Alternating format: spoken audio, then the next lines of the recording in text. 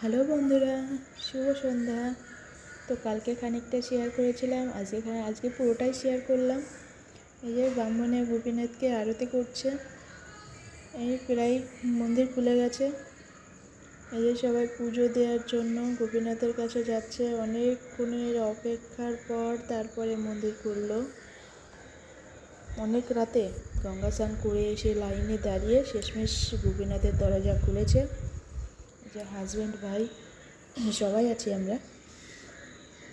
এই যে গোপীনাথের কাছে অনেক ভিড় হয়ে গেছে। পুজো দিচ্ছে সবাই, পুজো দিয়ে সবাই বেরিয়ে যাচ্ছে যার যার মতন। পুজোটা দেওয়া হয়ে গেলে আগে ছেলের জন্য একটা ঢাক কিনতে হবে, তারপরে সব কিছু।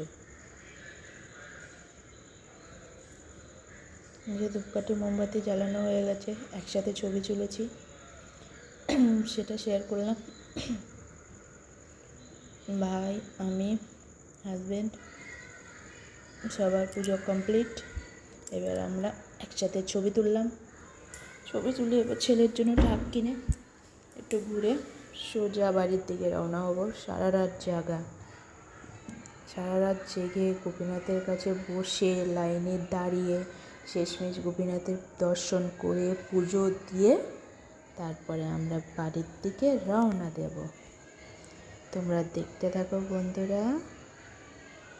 ভালো লাগলে লাইক করো, কমেন্ট শেয়ার করো। Bye bye.